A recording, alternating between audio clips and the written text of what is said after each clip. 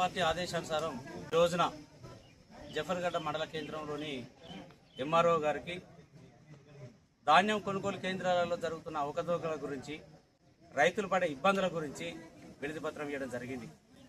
మరి గత 10-15 రోజుల నుంచి కూడా ధాన్యం కొనుగోలు కేంద్రాలలో ధాన్యం కొనుగోలు కాని పరిస్థితి, దానివల్ల చాలా ఇబ్బందులు పడుతున్నారని కలెక్టర్ గారికి కూడా భారతీయ జనతా పార్టీ సమాచారం ఇచ్చింది. మరి కలెక్టర్ గారు సంబంధించిన అధికారులకు సమాచారం ఇచ్చారు, కానీ పని మాత్రం జరగలేదు. ఈ సందర్భంగా తెలియజేస్తున్నాం, రైతులు చాలా ఇబ్బంది పడుతున్నారు. నెల రోజుల నుంచి ధాన్యం ఆరబోసుకొని చూస్తున్నారు. లారీలు లేవని ఒక సాకుగా చెప్తున్నారు.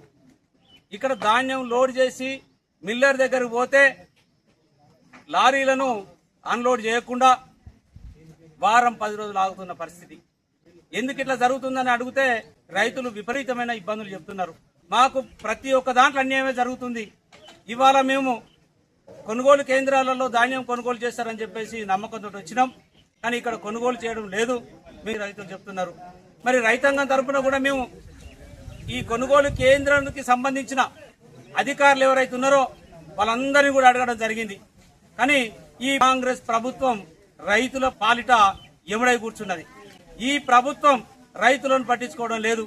మరి పరిస్థితి చూస్తే మరి స్థానిక ఎమ్మెల్యే శ్రీహరి గారు ఉన్నారు, మరి బాగానే ప్రారంభోత్సవం చేసి బ్రహ్మాండంగా ఫోటోలు పెట్టుకున్నారు. కానీ పని జరుగుతుందా జరుగుతలేదని చెప్పేసి చూడాల్సిన అవసరం లేదా అని సందర్భంగా అడుగుతున్నాం. ఎందుకంటే రైతులు నెల రోజుల బట్టి ధాన్యాన్ని కొనుగోలు కేంద్రంలో ఉంచుకుంటే ఎంత ఇబ్బందులు అవుతాయి. అక్కడ ఆరబోసుకోవడానికి పట్టాల సౌకర్యం లేదు, రైతులు ఎండలో ఉంటున్నారు, నీడ పట్టుకుండడానికి టెంట్ సౌకర్యం కూడా లేదు. అక్కడ అన్ని కూడా ఈ నియోజకవర్గంలో చాలా దారుణంగా ఉన్నది కొనుగోలు కేంద్రాల పరిస్థితి. కేంద్ర ప్రభుత్వం నరేంద్ర మోడీ గారు రైతులు ఇబ్బంది పడద్దు, అన్ని సౌకర్యం కల్పిస్తే ఆ ఖర్చులు నిమిత్తం ఎప్పుడైనా సరే అన్ని ఖర్చులకు కేంద్ర ప్రభుత్వమే ఇస్తున్నది. కానీ మెయింటెనెన్స్ చేయడానికి వీళ్ళకి ఇబ్బంది అవుతున్నది. ఒక్కొక్క కొనుగోలు కేంద్రాలలో చూస్తే టెంటు లేదు, వాటర్ లేవు, కనీసం దాహం వేస్తే రైతులకు నీళ్ళు ఇచ్చే పరిస్థితి లేదు. అదే రకంగా అనుకోకుండా ఏదైనా ప్రమాదం జరిగితే ప్రథమ చికిత్స కొరకు అక్కడ మెడికల్ కిట్ ఉండాలి, మెడికల్ కిట్ లేదు. ఈ పరిస్థితులలో సౌకర్యాల గురించి అధికారులను కూడా అడిగినాం. ఎన్నిసార్లు అడిగినా కూడా చూస్తాం చేస్తాం అనడే తప్ప అక్కడ పట్టించుకున్న పాపన లేదు.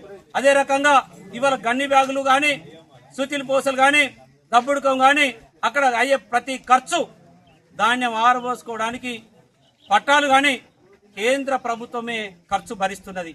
మరి కనీసం ఈ రాష్ట్ర ప్రభుత్వానికి అన్ని ఖర్చులకు మేము డబ్బులు ఇస్తాం, మీరు అక్కడ మెయింటైన్ చేయడాలంటే కనీసం మెయింటైన్ చేసే పరిస్థితి ఈ యొక్క కాంగ్రెస్ ప్రభుత్వానికి లేదు. ఇక రేవంత్ రెడ్డి గారు అయితే బ్రహ్మాండంగా మాట్లాడతాడు. ఇక మేము ధాన్యాన్ని కొనుగోలు చేసి తొందరగా రైతులకు న్యాయం చేస్తామని చెప్పేసి అంటున్నారు. ఎక్కడ కూడా జరగట్లేదు. అయ్యా రేవంత్ రెడ్డి గారు, మరి స్థానిక ఎమ్మెల్యే శ్రీహరి గారు ఉన్నారు కదా, మీకు తెలియకపోతే శ్రీహరి గారిని అడిగి మరి ఏ రకం జరుగుతుందని తెలుసుకోండి. ఇక్కడ ఈ నియోజకవర్గంలో ఉన్న కొనుగోలు కేంద్రాలన్నీ కూడా అదే పరిస్థితి. రైతులు చాలా ఇబ్బంది పడుతున్నారు. ఒకవేళ గనక వర్షం పడితే కలెక్టర్ ఆఫీస్ ముట్టడిస్తారు, రైతులు రోడ్డున పడతారు, ఎవరిని కూడా క్షమించరు. ఎందుకంటే మేము చెప్తున్నాం ఇట్లా జరుగుతుంది పరిస్థితి.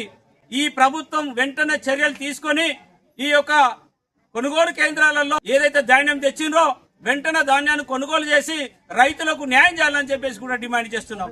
జై బీజేపీ, జై బీజేపీ, భారత్ మాతాకి, భారత్ మాతాకి, నరేంద్ర మోడీ గారి నాయకత్వం, నరేంద్ర మోడీ గారి నాయకత్వం.